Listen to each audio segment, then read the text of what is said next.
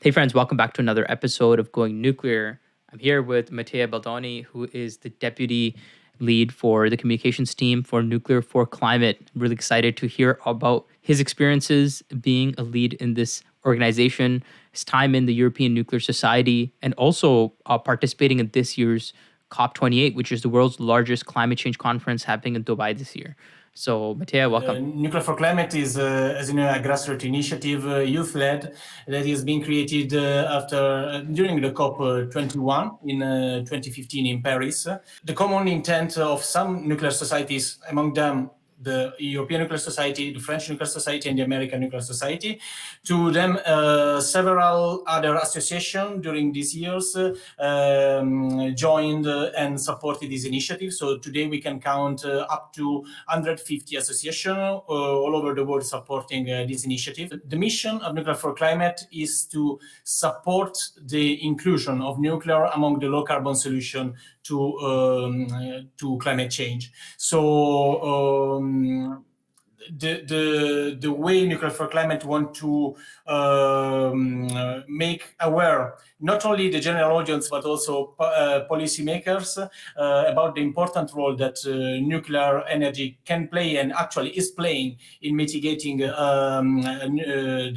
climate change alongside the renewables, is to focus on the complementary role that nuclear and renewables can have. They actually are having also in some countries, for example, Finland, Sweden, France, for example, and it can be possible all over the world. And it can really be a key factor to achieve the net zero by 2050. It's something that also scientific papers and many organizations recognize that could be very hard, if not impossible, to achieve without nuclear. So that's our goal as initiative. And I have to say that Nuclear for Climate all over these years, today is it's the 8th anniversary this year, an impressive growth in terms of participation, but also in terms of coverage. So the visibility of this initiative increased COP by COP, because actually we are taking part in every COP since the COP21. And it's very positive to see also the change in the approach of people, delegates from other association volunteers at COPs that approach to us and are really keen to learn more about both the initiative but also about nuclear and the role, as I said, that nuclear can play in fighting climate change. And it's very positive to see this change in the approaches and also the genuine curiosity that people has toward us. I took part personally in the last two COPs, supporting and being part of Nuclear for Climate initiative. And I have to say that also in the last 2-3 years, the improvements has been amazing. You know, this is a grassroots not-for-profit organization, and you've got this very nice diversity of volunteers that are working with you. A lot of them are like yourself, communication leaders from across the world. Tell me about some of your initiatives that you're leading in the communications group, and also tell me about the impact that's making at COP28. Yeah, considering that you have to, widen the border of visibility, but also of communication as much as possible, our team play really a key role because, communicate nuclear, it's not easy. And it doesn't be quite difficult in the last year, and maybe we see also the results that that deficit of communication had also on the industry, I have to say. So restarting a positive and open communication, a transparent communication towards the general audience and towards all the stakeholders that are interested in the sector, it is fundamental. And also in a grassroots initiative, as you said, as Nuclear for Climate, it plays a key role because, as I said, you are going to approach people from every sector, from all over the world, and at the same time, you are putting together people from all over the world because this year, for example, just for some stats, we have 28 delegates, part of the delivery team, coming from 21 different countries. From the Pacific to the Pacific on the other coast. So we have to deal with different time zone, different approaches as well. But putting all them together, sharing this common goal, the goals of Nuclear for Climate, it's great. I mean, it facilitates a lot our work. That, as I said, is essential. From the point of view of communication, this year, for example, we started already in April with a planned campaign focusing on the role that nuclear has in every sustainable development goals. So we created a galleries, a collection of pictures, videos, and other materials to show which role the atom have in every SDGs. Of course, there are some that are more impacting, other less, but we saw and we let people discover that in every 17 SDGs, there is space for nuclear. Following that campaign, we started, we promoted, first of all, one of the main documents that every year Nuclear for Climate produced, so it's the position paper. This year again, we publish it. For the first year, we are publishing it in different languages. So now it's available in English and in Spanish. Next week will be published also in French, and copies also in Arabic and Chinese are coming. So we are really trying to reach out as much people as possible in this way. So the position paper basically underline once again our position and why net zero needs nuclear, and we also try to make it more accessible, transforming some key topics discussed there, presented there in visuals. So we started also very impactful, I have to say, visuals of the position paper that had very nice impact on social media, for example, to show very practical example of what are the benefits of nuclear. Just for example, one of those visual position paper compares the CO2 emitted by different energy sources, so renewables, nuclear, hydro, and fossils, and compare this amount, these grams of CO2 to fruits. So you have this kind of food market with different fruits, and you see the different dimension from a grape, if I'm right, of a plume of CO2 produced by nuclear compared to a watermelon, for example, produced by coal. So it's something very simple, but that's in the practice also a way to really to popularize, to make it accessible, something that otherwise can appear also very technical and very complicated, like nuclear science and nuclear technology in general. So this is another point of our communication campaign. Then, of course, we are also supporting and promoting the pre-COP events that together with the events and activities team we are organizing. We already have the art competition has been a very interesting and very participated, I have to say, because we merged the creativity of participants together with the artificial intelligence. So we asked them to merge them, to use the support of an AE, and to create pictures, videos, poems, whatever they want, some artwork, focusing on the world in the next century. So it's Back to the Nuclear Future was the name. We had more than 150 participants, and finalists were gathered in a very nice online event for the award. And also the prizes, I have to say, have been very attractive, as we offered to the winner one badge to join our delegation at COP, or otherwise an internship or a mentorship program together with Generation Atomic that's supported, co-organized together with us this competition. And And also other pre-COP events regarding some webinars that we are organizing. We had just one a few days ago, focusing on smart cities in the next century and the role that nuclear can have in the future of the urban spaces. Also, it's been a very inspiring one because we had speakers from totally different sectors, going from drones to transports to sustainable development of the urban spaces and so on, to see how nuclear could fit in that environment. And it has been very inspiring session that will be replicated in November with another webinar that is dedicated on the decarbonization of the heavy industry. So that's also something quite specific, but it's interesting because probably it's one of the both the urban environment and the heavy industry are two of the most challenging sectors to be decarbonized and to have finally an impact on the reduction of CO2 emissions. And then, of course, we have all the communications ready for COP in Dubai. So we are planning a lot of activities at the booth, but also several interviews, a lot of direct contact with delegates all around the pavilions. So there are a lot of to do, and we are happy of that because it means that our work is fine, is going well. The art challenge competition. I think that's another really fun way to engage those folks that are interested in clean energy and put a creative twist in a competitive way. So I really enjoy hearing about all these initiatives that you have taken place.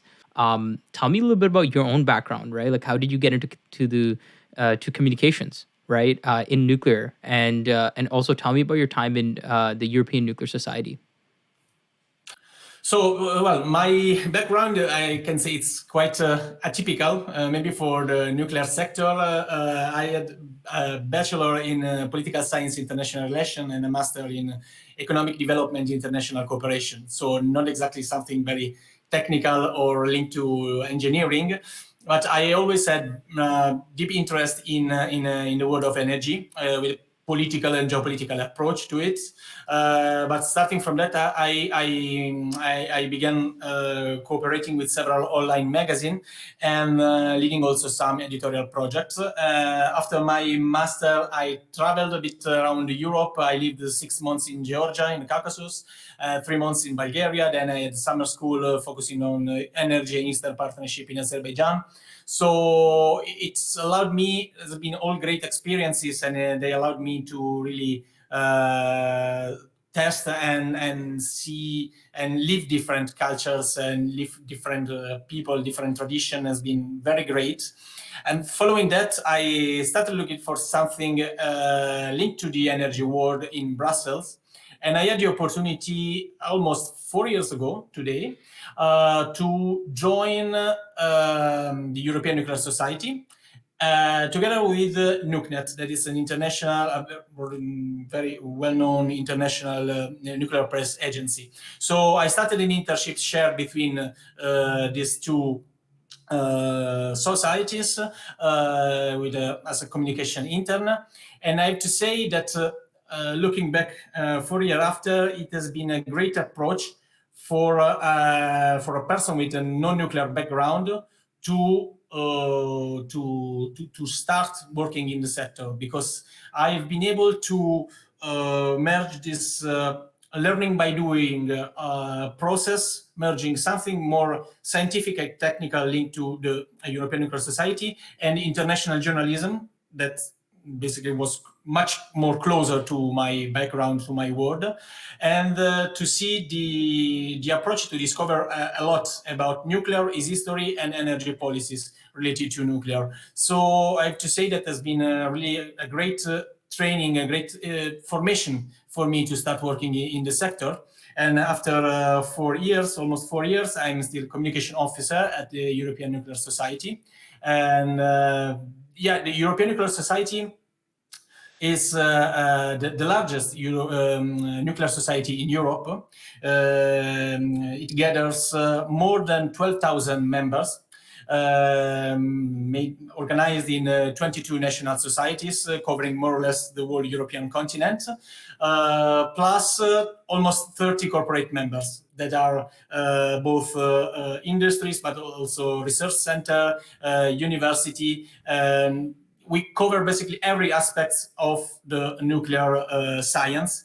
And that's also a characteristic of our goals, our interest. We are not only focusing on the world of electricity generation and energy, but also on nuclear medicine, space exploration, everything that's related to research innovation and in nuclear. So, as I said, it's a scientific organization, and the role in Nuclear for Climate, well, as I said, is one of the co-founder. So, from the input of the European Nuclear Society, the French Nuclear Society, that's also a member society of ENS, and American Nuclear Society. Nuclear for Climate was created in 2015, and ENS is firmly supporting every activity of nuclear for climate. That's great. That's phenomenal to see all these nuclear societies come together and form nuclear for climate. Right. It's from the different podcasts speaking to the diversity of talent that I've gotten to speak to. It's really impressive. Right. Especially meeting those and with those unique stories from across the world. Right. So like, tell me a little bit about yourself. Right. I know you're from Italy.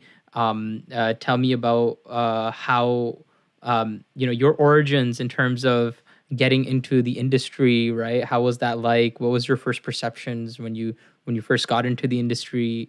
Tell me a bit about that. Well, for me, it was exploring a total new world because even if I had, I can say partially a scientific background at the high school, nuclear wasn't among the matters that has been taught us or even discussed. But that's part of a trend it's quite clear now. I remember 10, 15 years ago was almost impossible to discuss about nuclear. Was kind of taboo. There's nothing to discuss. It's gone. It's part of the past. We already voted unfortunately, two referendums, not very lucky. And that's all. So when I started approaching to it, I think more or less the same interest that the delegates at COP is approaching to us. I mean, I was really curious to discover what's nuclear and probably also why people is so against in some context so against nuclear. Why is that possible? I mean, it's not the it can be the nuclear that we see in the toons like in Simpsons. So there should be something more behind. And really, I discover an amazing universe because I have to say that I learned a lot in the last 4 years. And it's definitely an inspiring and attracting sector that offers a lot of opportunities. And also, really, you see every day working with different realities, with different stakeholders, as I said, in different sectors inside the nuclear one. How many are the real benefits? So it's not only low carbon energy, as I said, no low carbon electricity, but it's also energy for district heating. It's also medical isotope for diagnosis and treatments of cancer and other ills. It's a fundamental study for the understanding of the universe and the space. So there's really so much turning around the nuclear that it's impossible to, in my opinion, to don't get passionate about that. So my background, as I said, it was quite far from the sector, and also the personal background, basically the one that on average most of the people had in Italy till, I have to say, maybe 5-6 years ago, was coming from a really, I have to say, almost total ignorance. That's luckily seems to change in the last time. Also in Italy, there has been for so many decades a strong anti-nuclear country, despite the fact that we can say invented, thanks to Enrico Fermi, and the first nuclear power plants also we developed in Europe. I mean, we are at the forefront the nuclear innovation. We still have lots of companies. The manufacturing sector, for example, is one of the most appreciated in the world. Is in Italy. It's not maybe well covered or so much promoted by medias or in general known. But when I discover 50, 80 kilometers from my hometown in the Apennines, it's a mountain chain quite remote, I have to say, that there is a firm that works superconductors and cables for fusion project. Or there are other startups working with some testing machinery for new power plants. Parts of also US reactors are made in Italy, I discovered. So there's really, and also most of the components also from in Europe, I can say in France or in Slovakia, have been developed or are supported by Italian industry, nuclear industry. So indeed, nuclear in Italy is still well alive, and also the approach to nuclear is quickly changing. There is also some recent survey I saw that in general, uh, maybe the majority of people still at least a neutral approach to nuclear, but there are also more and more people in favor of it. And it's positive to see that the vast majority of the people that are firmly in favor of nuclear are young people. So are part of our generation, are usually under 35, under 40 years old.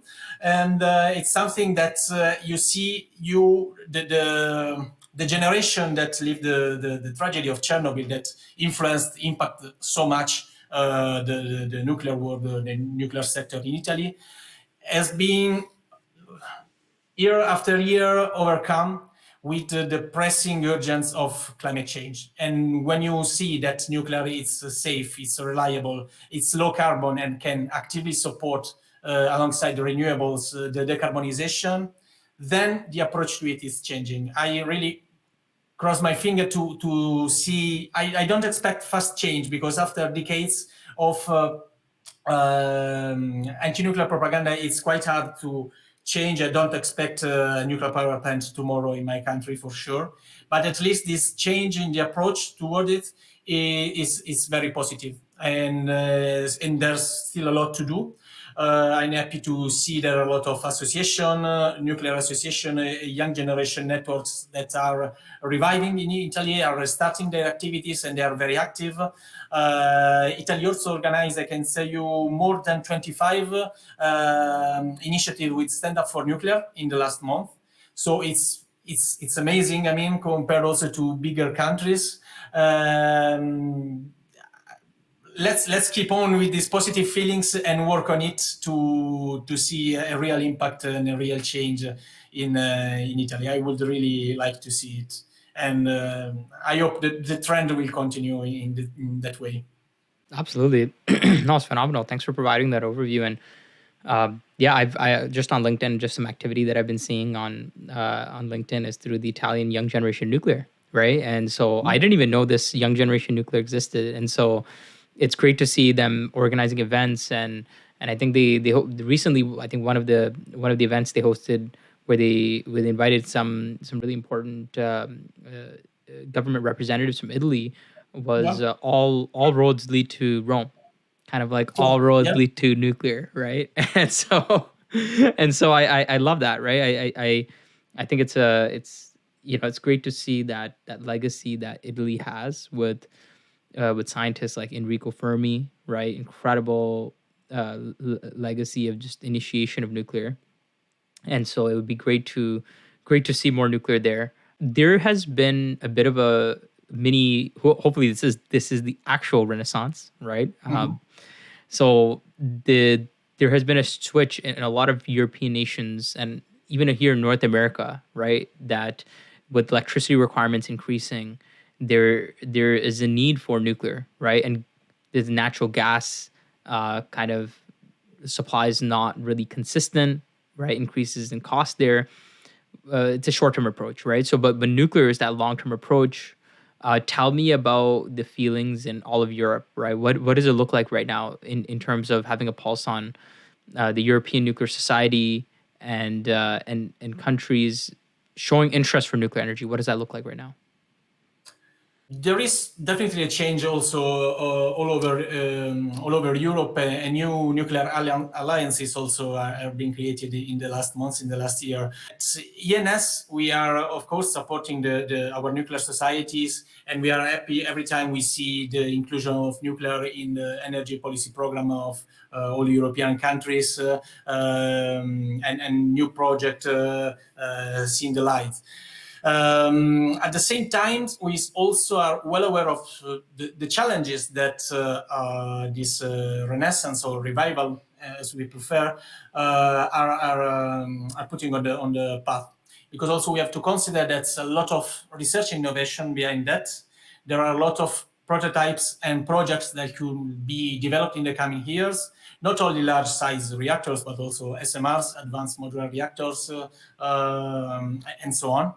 And all these projects required workforce, required people to support them, to work on them. So, from our point of view, and it's something that as ENS we stressed a lot in the last years, and we dedicate also special newsletter to that, as 2023 is also the European Union Year of Skills. We dedicated a lot of attention to the needs of the nuclear sector in terms of workforce. Not only workforce, but also the importance of the knowledge management and the attraction and retention of talents. So it's interesting, and it's something also different. I saw interviewing several people from this sector that the approach is different. For example, in Canada, the perception is different from the European one. But as European, I can say that there's quite a huge challenge ahead, that the sector is aware of that. So it's developing projects to integrate also and to strengthen the cooperation between academia and industry, to make, basically, I have to say very simply, to make nuclear much more appealing. And one of the ways that has been suggested by one of my interviewees was to highlight the role that actually nuclear can have in mitigated climate change. Renewables also have this, are very appealing because they are promoted as effectively reducing CO2 emission and contribute to the mitigation of climate change. But also nuclear can do it, and definitely must do it. And also this is one of the main factors that could make nuclear, let's say, appealing again, and so to attract again students and new talents, and to retain them in the sector. It's definitely, as I said, a challenge that has been discussed also in several events that I participated in the last days. So it's in the parallel with the enthusiasm for new projects and for nuclear revival, if we want. We are well aware of that there are several challenges to achieve those ambitious targets. And the sector is very active and already started to planning solutions to face those challenges. So the approach is generally very positive. The trend is changing, globally changing, I can say. But at the same time, we are aware that there's much to do. There are a lot of that must be done, and the sector is also working on that direction. That's phenomenal. It's great to see these challenges in an optimistic perspective, right, in a really positive way. And you're right. Like a lot of the nuclear industries across the world have kind of had been in a halt for 30 years, and now we're kind of restarting, right? And it Yeah. takes some time to build that momentum. That was one of the point stressed also by one of the people I interviewed, is that considering that for almost 2 decades, nuclear didn't invest in education or in developing further the sector, both the industry, but also, as I said, education and training. So now you have to restart with the risk ahead, face of lack of skills and workforce. So now we have to restart and to recover this 20, 50 years of silence, of inaction, let's say. And it's not easy, but at least already being aware of that, it's a positive starting point. So we'll see in the coming years. Absolutely. Well, Thanks a lot, Mattia. I think this was a great conversation. Great learning about your experiences. Part of the communications group at Nuclear for Climate, COP28, right? Some really important actions that are going to make a big impact at that conference, and also learning about more about European Nuclear Society and the whole vision that the ENS has for nuclear. So appreciate your time. Thank you so much. Thank you to you, Osama. And one more point I would like to add is to invite all the audience to follow Nuclear for Climate, of course, on social media, especially in these months, in these weeks approaching to COP. So I invite you to follow us on LinkedIn, Instagram, Twitter, and TikTok to discover more about our activities, but also to learn more about our presence and our pre-COP and at COP in Dubai. So you are welcome to follow us on all these pages and to support Nuclear for Climate. Yep, please do. In the description below, you can find all the links to the right channels for Nuclear for Climate. Please do follow them. And thank you so much, Mattia. Till next time. Thank you again.